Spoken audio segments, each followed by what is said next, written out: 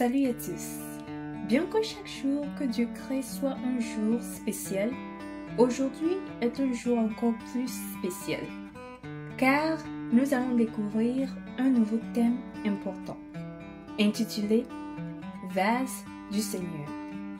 Alors, pour ne pas trop garder le suspense, commençons.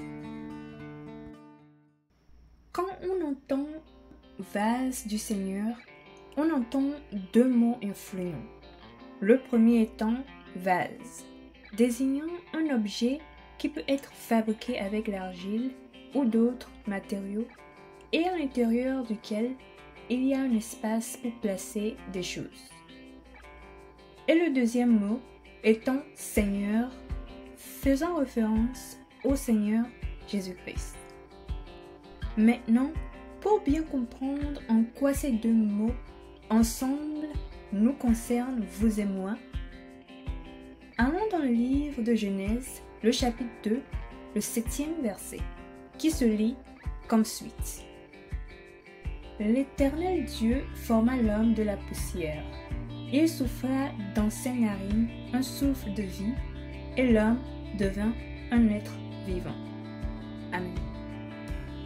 À partir de ces mots, nous pouvons voir que l'homme a fondamentalement été formé comme un vase, mais en tant qu'un vase vivant et spécial pour Dieu.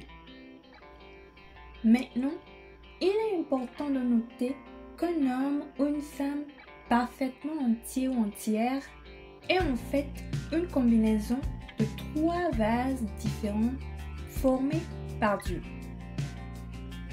Le premier étant le corps, qui est rempli de beaucoup de choses complexes que l'on peut voir physiquement. Le second étant l'âme, dans laquelle Dieu a également mis beaucoup de choses, mais que nous ne pouvons tout simplement pas voir avec nos yeux physiques. Pareil pour le troisième vase, qui est l'esprit, la force de vie. Cela dit, lorsque les choses que Dieu a mises dans le corps, l'âme et l'esprit y demeurent respectivement, c'est là qu'on peut voir la plénitude du Seigneur dans la vie d'un homme ou d'une femme. Cependant, malheureusement, la parole de Dieu nous informe que parce que les tout premiers vases vivants de Dieu, Adam et Ève, ont été séduits par le diable, ils ont commencé à se fissurer, à être percés et à se briser. Et donc, cela a conduit à la perte des choses que Dieu avait initialement placées en eux, laissant ainsi le corps vulnérable aux problèmes liés à la santé, l'âme à de lourdes pertes et l'esprit à l'invasion des démons.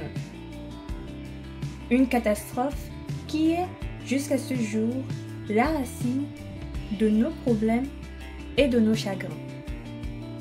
Mais qui fait aussi que, lorsque nos efforts pour apporter des changements dans nos vies n'aboutissent à rien, nous commençons à remettre en question notre existence, à nous mettre en colère contre Dieu et à nous tenir à l'écart de lui.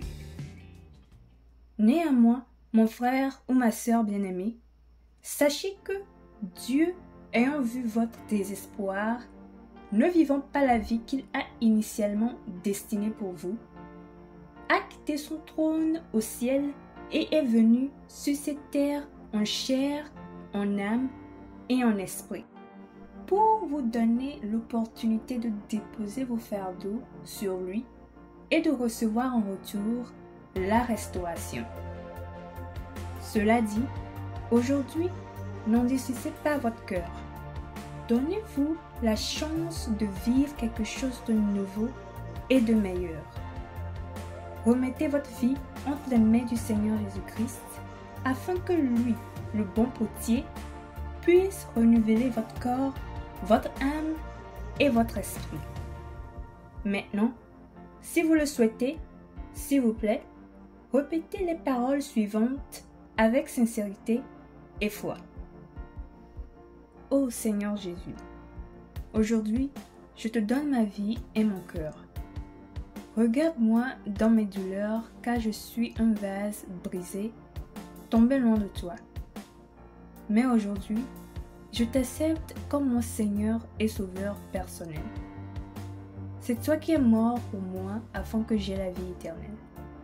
Je regrette toute vie mauvaise que j'ai vécue autrefois et j'accepte que tu renouvelles mon âme, mon esprit et mon corps. Au nom de Jésus-Christ, j'ai prié. Amen.